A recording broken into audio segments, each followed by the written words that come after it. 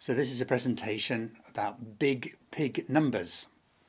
On my opening screen here you can see 3 pigs being raised on a community allotment in Shropshire. This is a nice picture showing a somewhat idyllic setting for pigs being reared before slaughter. But the numbers of pigs required to feed the world, that part of the world that eats pork and pork products, requires intensive farming. And on the left you can see an example of an intensive pig farm in China, in Guigang province, and on the right you can see the kind of environment that intensive farming of pigs imposes on the pigs. In the UK, 10 million pigs are slaughtered every year. 10 million. To give us these kinds of dishes, on the left and in the centre, your all-day English breakfast with bacon, sausages and black pudding. And on the right, delicious ham. Around the world, the numbers are much higher, of course. Nearly 1.5 billion pigs were killed in 2014. A threefold increase since 1964, which was 50 years previously. So these figures are from 2014, 7 years ago, so they may well be a lot higher than shown here. And they give us these kinds of dishes: charcuterie, cold cuts and rolled roast pork. And in China, 500 million pigs per year are slaughtered. That's half a pig for each person in the population. Pork, once an occasional luxury, is now an everyday food. And these are examples of the delicious Chinese dishes.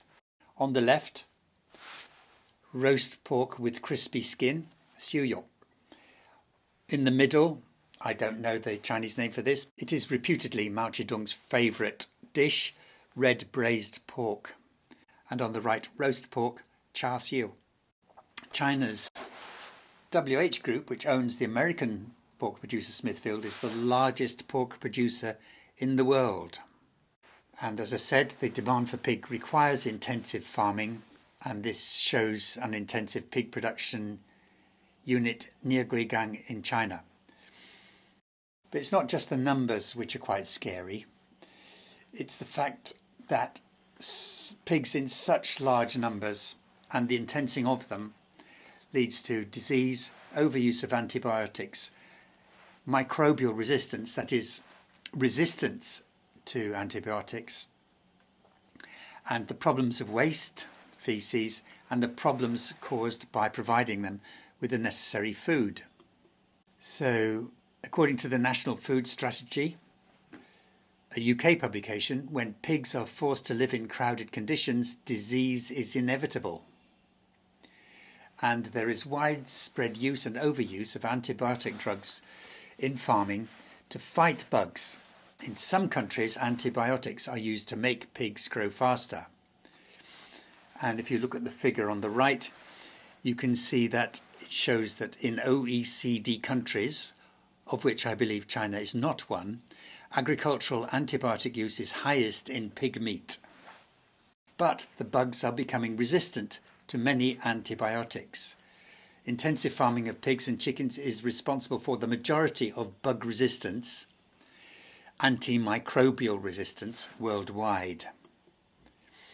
And the World Health Organization says that antimicrobial resistance, AMR, is a global health and development threat.